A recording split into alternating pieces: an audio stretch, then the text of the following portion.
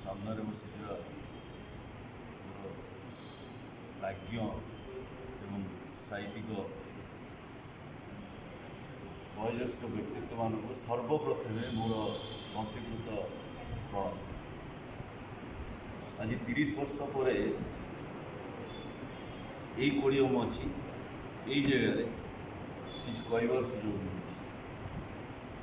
आउ श्रीरामचंद्र भवन भली एठी मध्य प्रकृत दशा मानकर फोटो थिला मु जहाँ देखी से जहाँ भी हो जेबे गोटे कथा कहू इच्छा होची से कवि को मुझे स्मरण करी बसंत पट्टनायक ब्रह्मपुर सबु फूल जदि सुखी झड़ीज सबु गंध हजिव ना सागर बेलार सबु पद चिन्ह सबुतक धोई हेब ना सबुदिन जदि एमन जुड़ब कवि तुम कथा भूली हेब ना तुम कथा भूली हेब गोटे दिलीप चौधरी सबटी कहार गप लेखिकी ओडिशा को चमत्कृत करदेला। मो बंधु दिलीप चौधरी अब ये जीवदशा ना कि मुझे आसी ठिया मो भाग्य। तेज गोटे कथा कहवाक चाहूँगी ये जो लेखकीय मानसिकता मोर जहाँ भी थिला ये दैनिक आशा साहित्य आसर सची मिश्र ठू आरंभ कर मैडम भी दिन 2टा बेले झाड़ लटपटर बसती मोर मन अच्छी बुझे एत सुंदर वातावरण थिला।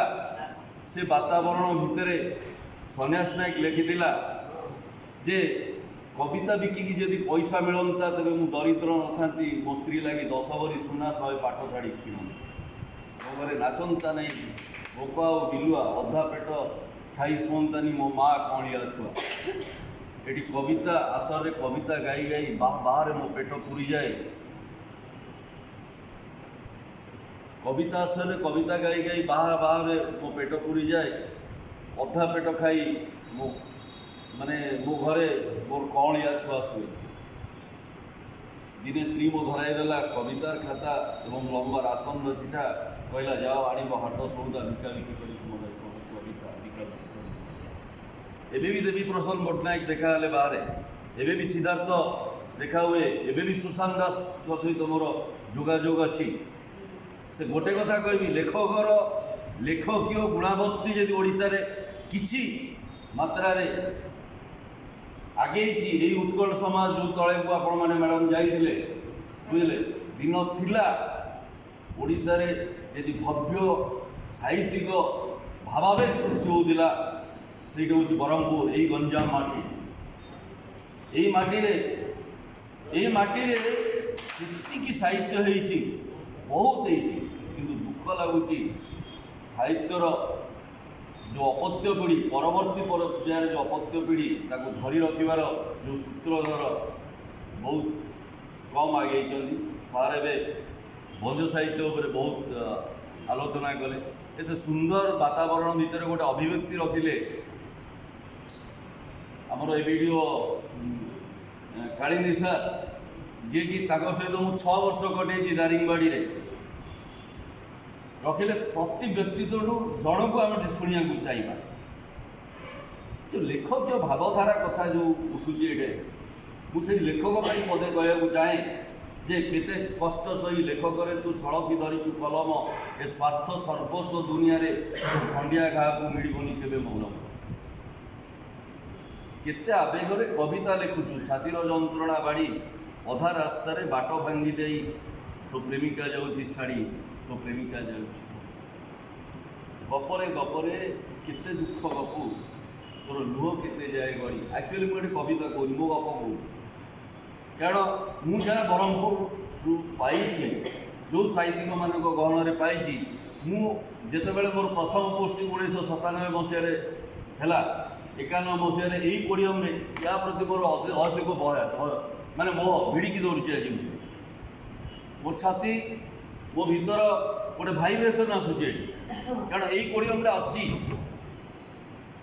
जिते 97 आम गलु से बनकुसुम बोधे सर बनकुसुम आ बनानी साहित्य संसद करी ओडिशा को आम टोटाल रास्तार हजार हजार लोक संख्यार आम कविता सर से करूँ आ जो मैंने माओवादी ठू आरम्भ कर जहाँ करती पाखे आम रहीचु ତେଣୁକରି ମୋର କହିବାର ଅଛି ଏଇଟା ହେଉଛି ଜୀବନର ଗପ।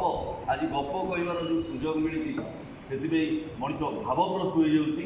ଗପରେ ଗପରେ ତୁ ନିଜ ଦୁଃଖ ଗପ, ତୋର ଲୁହ କେତେ ଯାଏ ଗଡ଼ି, ଘଡ଼ିଏ ସମୟ ମିଳେନି କାହାକୁ ପଢ଼ିବାକୁ ଦୁଇ ଧାଡ଼ି। ଓଡ଼ିଶାରେ ଯଦି ପ୍ରବନ୍ଧ ଲେଖା ହେଇଛି ଏଇ ବ୍ରହ୍ମପୁର ମାଟିରେ ଲେଖା ହେଇଛି। ପାଢ଼ୀସାଳଠୁ ଆରମ୍ଭ କରି ବହୁତ ଦୀନାନାଥ ପାଢ଼ୀଠୁ ଆରମ୍ଭ କରି ବହୁତ ଲେଖିଛନ୍ତି। ପ୍ରବନ୍ଧରେ ତୁ ତଥ୍ୟ ସନ୍ନିବେଶେ ଜ୍ଞାନର ଦୀପାଳି ଜାଳନ୍ତି, କେହି ଦେଖନ୍ତିନି ସେ ଦିବ୍ୟ ଆଲୋକ ତୋ ଭିତରେ କେମିତି ଜଳୁଛି। ଚିନ୍ତା କରନ୍ତୁ, ଲେଖକଟେ ଯେବେ ନିଜ ବହି ଧରି ମାଗଣାରେ ଯାଚୁଥାଏ, ପଢ଼ିବ ବନ୍ଧୁଏ ବୁଝିବ ମୋ କଥା, ଚିଠିଟିଏ ଦେବ ହାଏ। ଲେଖକର ଏଠି ପରିଚୟ ନେଇ ମିଳେନି କାହାକୁ ଭାତ, ଆଖି ଲୁହ ପିଇ ରକତ କାଳିରେ ଯିଏ ଲେଖୁଥାଏ ସତ ସତ, ଯିଏ ଲେଖୁଥାଏ ସତ ସତ। ଖୁବ୍ ଖୁସି ଲାଗିଲା ଏଇ ମଞ୍ଚରେ ବସିଛି ଦୁଇ ଜଣ ସଂଯୋଜିକାର ମାନସିକତାକୁ, କାରଣ ସଂଯୋଜନା ମୁଁ କରେ। ଓଡ଼ିଶାର ଲବ୍ଧ ପ୍ରତିଷ୍ଠ ମଞ୍ଚରେ ମୁଁ ସଂଯୋଜନା କରିଆସିଛି। ଗୋଟେ ମାନସିକ ଯନ୍ତ୍ରଣାରେ ସେମାନେ ରହୁଛନ୍ତି। ଗୋଟେ କବିଟେ କ'ଣ ପଢ଼ିବ, ସେ କବିତାଟି ପାଇ ସେମାନେ ସେଇଠି ବସିକି ଭାବୁଛନ୍ତି କ'ଣ ମୋତେ କହିବାକୁ ପଡ଼ିବ। ସଂଯୋଜନା ଭାରି କଷ୍ଟ ମ୍ୟାଡ଼ାମ୍। ଆପଣ କବିତା ଶୁଣିପାରନ୍ତି, ଆପଣ ଆହରଣ କରିପାରନ୍ତି, ସତ କଥା। କାରଣ ଆଗ କବିତାରେ କେଉଁ ପଦଟି ମୋତେ କହିବାକୁ ପଡ଼ିବ ସେ ମାନସିକତାରେ ଆପଣ ବସୁଛନ୍ତି। ଆପଣ ପ୍ରକୃତ ଯଦି ଓଡ଼ିଶାରେ କିଛି ସଂଯୋଜନାର ଆବେଗ ବଢ଼ିଛି ତାହେଲେ ବ୍ରହ୍ମପୁର ହିଁ ମୋତେ ଶିଖେଇଛି, ବ୍ରହ୍ମପୁର ସାହିତ୍ୟ ସଂସଦ ହିଁ ଶିଖେଇଛି। ତେଣୁକରି ଏ ମାଟି ପ୍ରତି ମୋର ମୋହ ଅନେକ, ଆଉ ମୋତେ ଖୁସି ଲାଗୁଛି ମୋ ପୁରୁଣା ଲୋକ କିଛି ଦେଖୁଛି। ଏଠି ବନ୍ଦନା ମ୍ୟାଡ଼ାମ୍ ବସିଛନ୍ତି, କ୍ଷଣପ୍ରଭା ମ୍ୟାଡ଼ାମ୍ ବସିଛନ୍ତି, ଯାହାକୁ ସାହିତ୍ୟ ଜଗତରେ ମୁଁ ଜାଣିଛି। ଆଉ ଏତେ ଆବେଗ ନେଇ ମୁଁ ଏଠି ଯେତେବେଳେ ଠିଆ ହେଇଛି ତାହେଲେ ଏଇଟା ଭଞ୍ଜ ସାହିତ୍ୟ ଆସର, ରସସିକ୍ତ ଆସର। ମୁଁ ସେଇ ରସିଆ କବିତା ପଦେ ଶୁଣେଇ ମୁଁ ଏଠୁ ଯିବାକୁ ଚାହେଁ ଯେ କେମିତି କହିବି ସଜନୀରେ ତୋତେ ଦେହ ତୋର ଛୁଇଁ ଛୁଇଁ, କବିନା ସଂସାରେ ଭଲ ପାଇବାକୁ ଆଉ ମୋର କେହି। ଏବେ ଆସନ୍ତୁ ମୋର କବିତା ବହି କେମିତି ଅଛ ମଧୁମିତାର ପଦେ କହିବାକୁ ଚାହିଁବି।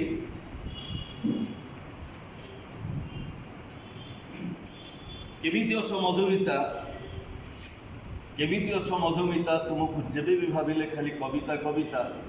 ତମେ ନଈ ପଡ଼ିଲେ ଆକାଶ ଓହ୍ଲେଇ ଆସେ ମର୍ତ୍ତ୍ୟରୁ, ସ୍ୱର୍ଗରେ ଶୂନ୍ୟତା ଶୂନ୍ୟତା। ତୁମେ କେମିତି ଅଛ ମଧୁମିତା, ତୁମେ କେମିତି ଅଛ। ଘା ଦରଜର ଔଷଧୀୟ ଗୁଣ ତୁମ ମିଠା ମିଠା କଥା, ତୁମ ପାଇଁ ଦେଖ ହୃଦୟରେ ଯୋଜନ ଯୋଜନ ଶୂନ୍ୟତା। ତୁମେ କେମିତି ଅଛ ମଧୁମିତା, ତୁମେ କେମିତି ଅଛ। ତୁମେ ଯେଉଁଠି ଥାଅ ଭଲରେ ଥାଅ, ତୁମ ପାଇଁ କବି, ତୁମେ ମୋ କବିତା। ତୁମେ କେମିତି ଅଛ ମଧୁମିତା, ତୁମକୁ ଯେବେ ବି ଭାବିଲେ ଖାଲି କବିତା କବିତା। ତୁମକୁ ଯେବେ ବି ଭାବିଲେ ଖାଲି କବିତା। ତୁମେ ନଈ ପଡ଼ିଲେ ଆକାଶ ଓହ୍ଲେଇ ଆସେ ମର୍ତ୍ତ୍ୟରୁ, ସ୍ୱର୍ଗରେ ଶୂନ୍ୟତା ଶୂନ୍ୟତା, ସ୍ୱର୍ଗରେ ଶୂନ୍ୟତା ଶୂନ୍ୟତା। ତାର ଦ୍ୱିତୀୟ ପେଜ୍ର କବିତା। ଦେଖିବି ଦେଖିବି ବୋଲି ବାରମ୍ବାର ଦେଖେ, ତୁ ଦେଖା ସୀମାଞ୍ଚଳ ସାର୍ ନମସ୍କାର। ବହୁତ ସମୟ ପରେ ଆପଣଙ୍କୁ ଜାଣିପାରିଲି। ଦେଖିବି ଦେଖିବି ବୋଲି ବାରମ୍ବାର ଦେଖେ, ତୁ ଦେଖା ଦେଇନି ମୁଁ ଖୋଜିଲା ବେଳେ, ଆଗେ ଆସି ଏବେ ଠିଆ ହୋଇଯାଉ, ଭାରି କଷ୍ଟ ଲାଗେରେ ତୋତେ ନ ଦେଖିଲା ପରି ମୁହଁ ଫେରାଏ। ଦେଖିବି ଦେଖିବି ବୋଲି ବାରମ୍ବାର ଦେଖେ, ତୁ ଦେଖା ଦେଇନୁ ମୁଁ ଖୋଜିଲା ବେଳେ, ଆଗେ ଆସି ଏବେ ଠିଆ ହୋଇଯାଉ, ଭାରି କଷ୍ଟ ଲାଗେ ତୋତେ ନ ଦେଖିଲା ପରି ମୁହଁ ଫେରାଏ। ଜିତୁ ଜିତୁ ମୁଁ ହାରି ତ ଯାଇଛି, ତୋତେ ପାଇନାହିଁ ବୋଲି ଦୁଃଖ କରିବି ନାହିଁ। ଜିତୁ ଜିତୁ ମୁଁ ହାରି ତ ଯାଇଛି, ତୋତେ ପାଇନାହିଁ ବୋଲି ଦୁଃଖ କରିବି ନାହିଁ। କାହାର ହେଲେ ତୁ ହେଇଥା ସିନା, ତୋ ହୃଦୟରେ ପୂଜା ପାଉଛି ମୁଇଁ, ତୋ ହୃଦୟରେ ପୂଜା ପାଉଛି। ମୋ ଦୁଃଖ ଜିତୁ ଜିତୁ ମୁଁ ହାରି ତ ଯାଇଛି, ତୋତେ ପାଇନାହିଁ ବୋଲି ଦୁଃଖ କରିବେ ନାହିଁ। କାହାର ହେଲେ ତୁ ହେଇଥା ସିନା, ତୋ ହୃଦୟରେ ପୂଜା ପାଉଛି ମୁଇଁ, ତୋ ହୃଦୟରେ ପୂଜା ପାଉଛି ମୁଇଁ। ସୁଖ ଯଦି ତୋତେ ଦେଇ ମୁଁ ପାରୁନି, ଯିବାକୁ ଚାହୁଁନି ଦୁଃଖ ଦେଇ। ସୁଖ ଯଦି ତୋତେ ଦେଇ ମୁଁ ପାରୁନି, ଯିବାକୁ ଚାହୁଁନି ଦୁଃଖ ଦେଇ।